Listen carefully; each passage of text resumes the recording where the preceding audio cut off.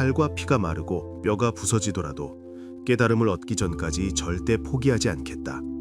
2500년 전 보리수 아래 앉은 한 사람의 결심입니다. 솔직히 이 정도면 동기부여 끝판왕 아닌가요? 오늘은 불교가 말하는 동기부여, 정진에 대해 이야기해 보려고 해요. 요즘 동기부여라는 말 정말 많이 쓰이잖아요.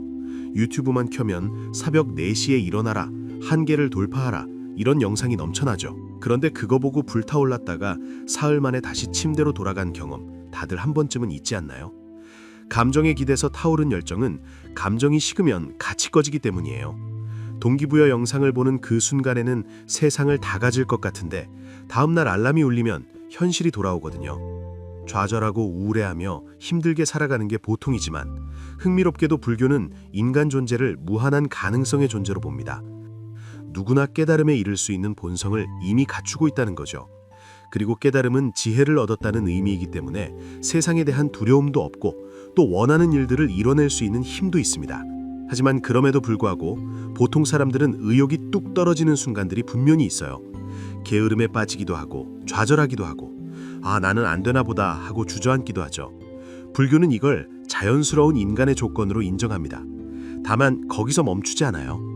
시간을 정해 수행하고 도반의 힘을 빌리고 스승에게 조언을 구하면서 다시 일어서는 과정, 그 자체를 수행이라고 봅니다. 넘어지는 건 문제가 아니에요. 넘어진 채로 눌러 앉는 게 문제인 거죠. 그래서 불교의 동기부여는 단순히 기분 좋은 말을 되새기는 차원이 아닙니다. 정진이라는 개념이 있거든요. 팔정도의 정정진, 육바라밀의 정진바라밀. 이게 단순히 열심히 하라는 뜻이 아니에요. 달라이라마는 저서 달라이라마의 불교 강의에서 정진은 이렇게 설명합니다. 즐거운 정진은 덕에서 즐거움을 얻는 태도이다. 즐거운 정진이 있으면 우리는 낙심하거나 탈진하지 않고 우리 자신과 남들의 복지를 위해서 도를 즐겁게 수행한다. 갑옷 같은 정진은 수행에 대한 열정이다. 그것은 우리가 미루는 버릇에 게으름에 빠지거나 쓸데없는 활동들을 추구하거나 낙심하는 일이 없이 수행을 계속할 수 있게 한다. 들으셨나요? 즐거운 정진이라는 표현이 눈에 띄죠. 갑옷 같은 정진이라는 말도 인상적이에요. 갑옷이라는 건 외부의 공격으로부터 나를 지켜주는 거잖아요. 게으름이라는 적, 낙심이라는 적으로부터 나를 보호해주는 갑옷이 바로 정진이라는 겁니다. 고통을 참아내면서 억지로 밀고 나가는 게 아니라 과정 자체에서 기쁨을 느끼는 거예요. 우리가 흔히 말하는 동기부여는 결과에 집착하잖아요. 돈을 벌어야 해, 성공해야 해, 남들한테 인정받아야 해. 이런 외제 동기는 목표를 달성하면 허무해지고 실패하면 바로 무너져요. 에너지가 고갈되는 구조인 거죠. 그런데 불교에서 말하는 정진은 내가 하는 일 자체의 가치를 알고 그 과정에서 기쁨을 느끼는 내재 동기에 가깝습니다. 에크하르트 톨레가 삶으로 다시 떠오르기에서 이걸 아주 멋지게 표현했어요. 열정은 자신이 하고 있는 일에 깊은 즐거움을 느낌과 동시에 목표와 비전의 요소가 더해지는 것을 의미한다. 열정에 의해 연료를 공급받은 창의적인 활동이 절정에 이르렀을 때는 엄청난 강도와 에너지가 동반될 것이다. 당신은 관역을 향해 날아가는 화살처럼, 그리고 그 여행을 즐기는 화살처럼 느낄 것이다. 관역을 향해 날아가는 화살이면서 동시에 그 비행을 즐기는 화살. 이 이미지가 참 좋지 않나요? 목표를 향해 나아가되 그 과정 자체가 기쁨인 상태. 이게 진짜 열정이라는 거예요. 에고의 결핍감에서 출발하는 욕망과는 완전히 다릅니다. 남보다 더 가져야 한다. 경쟁에서 이겨야 한다. 이런 마음에서 나오는 동기는 항상 누군가와 대립하고 현재를 수단으로만 전락시키거든요. 그런데 여기서 한 가지 짚고 넘어갈 게 있어요. 열정이 과하면 어떻게 될까요? 이 부분이 좀 중요합니다. 부처께서 제자 소나에게 들려준 유명한 비파의 비유가 있어요. 소나는 수행에 너무 몰두한 나머지 발바닥이 피투성이가 될 정도로 경행을 했는데 정작 마음에는 진전이 없었던 거예요. 그때 부처가 물으셨죠. 소나, 그대는 출가 전에 비파를 잘 탔는데 비파줄이 너무 팽팽하면 어떻게 되느냐? 소리가 나지 않습니다. 정진도 마찬가지라는 거예요. 너무 지나치게 정진하면 흥분으로 이끌어지고 너무 느슨하면 나태로 이끌어진다. 그러니 정진을 조화롭게 확립하라.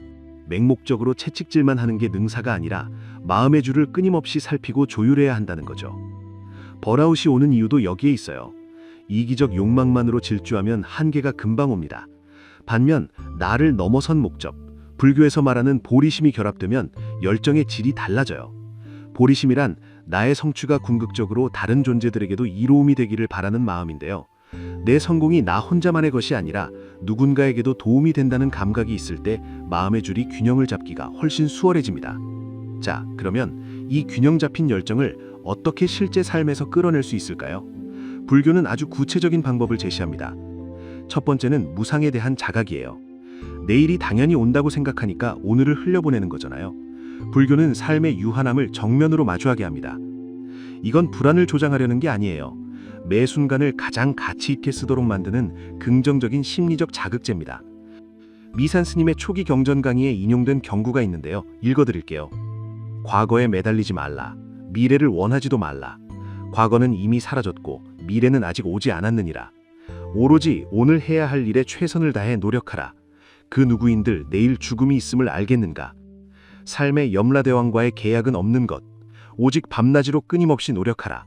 염라대왕과의 계약은 없다. 사실 염라대왕은 내일, 아니 오늘 당장이라도 볼 수 있는 건 맞죠? 내일이 보장되지 않았다는 이 단순한 사실이 오늘 해야 할 일에 집중하게 만드는 가장 강력한 동력이 됩니다. 미산 스님도 초기 경전 강의에서 이런 절박함이야말로 바른 정진이 일어나는 가장 근원적인 심리적 원인이라고 강조하셨어요. 세상의 모든 것이 영원하지 않다는 걸 뼈저리게 자각할 때 지금 이 순간을 허투루 보낼 수 없게 되는 거죠. 두 번째 방법은 매일 아침 자기 선언을 하는 겁니다. 아남투텐 림포체는 자신만의 다짐 문장을 손수지어서 매일 외울 것을 권해요. 오늘 나는 마음 챙김을 할 것이다. 알아차린 채로 살 것이다. 이런 식으로요. 불교에서는 이걸 발심이라고 합니다. 억지로 짜내는 게 아니라 목이 마를 때 자연스럽게 물을 찾듯이 내 안에서 우러나오는 다짐이에요. 조용히 의식을 집중하고 속으로 나는 강건하다. 나는 강건해져서 좋은 일을 많이 할 것이다. 이렇게 긍정적인 확언을 반복하는 거죠. 이게 뇌를 각성시키고 어려운 초단 앞에서 물러서지 않는 힘을 만들어줍니다. 그리고 세 번째, 이게 제가 개인적으로 가장 좋아하는 관점인데요. 불교는 목표를 향해 나아가는 걸 쟁취가 아니라 회복의 과정으로 봅니다. 보통 동기부여라고 하면 지금 내게 없는 것을 치열하게 쟁취해야 한다는 결핍감에서 출발하잖아요. 그런데 불교는 발상을 완전히 뒤집어요. 해국 스님은 생활 속의 천수경에서 이렇게 말씀하세요. 내 마음자리는 불가능을 모르는 무한 능력을 갖추고 있다. 우리에게는 극복할 수 있는 일들만 일어난다. 이길 수 없는 일은 결코 일어날 수가 없다. 극복하지 못하는 건 포기와 좌절이 앞섰기 때문이다. 다시 말해, 내가 원하는 것을 외부에서 빼앗아 오는 게 아니라 본래 내게 갖추어져 있는 것을 제자리로 꺼내놓는 과정이라는 거예요. 이 관점이 주는 힘이 상당합니다. 마당에 놓인 내 신발을 현관에 들이놓는 것처럼 자연스러운 일이라는 거잖아요. 목표가 고통스러운 전쟁터가 아니라 당당하게 내 것을 찾아가는 여정이 되는 거죠. 마지막으로 아함경에 나오는 비유 하나를 소개하면서 마무리할게요. 붓더는 스스로를 밭을 가는 농부에 비유하셨어요. 내가 뿌리는 씨는 믿음이요, 내 모습은 지혜라고 하셨죠. 그리고 밭을 가는 소, 그러니까 정진이라는 이 소는 한 걸음 한 걸음 작실히 나아가 물러섬이 없다고 하셨습니다. 저는 이 비유가 참 좋아요. 화려한 동기부여에 취해서 무리한 계획을 세우는 게 아니라 오늘 할 일을 우직한 소처럼 묵묵히 밀고 나가는 것. 과거의 실패를 후회하지 않고 미래를 지레짐작해서 포기하지 않으며 지금 눈앞의 밭을 갈아나가는 것. 비파줄처럼 조율하면서 화살처럼 과정을 즐기면서 소처럼 묵묵히. 그게 2500년을 이어온 불교의 동기부여 방식이에요. 오늘 이야기 어떠셨나요? 여러분만의 동기부여 방법이나 마음을 다잡는 루틴이 있다면 댓글로 나눠주세요. 다른 분들에게도 분명 힘이 될 거예요. 저는 소유한 책들로 정성스럽게 컨텐츠를 만들고 있습니다. 이런 이야기가 도움이 되셨다면 구독과 좋아요 꼭 부탁드릴게요.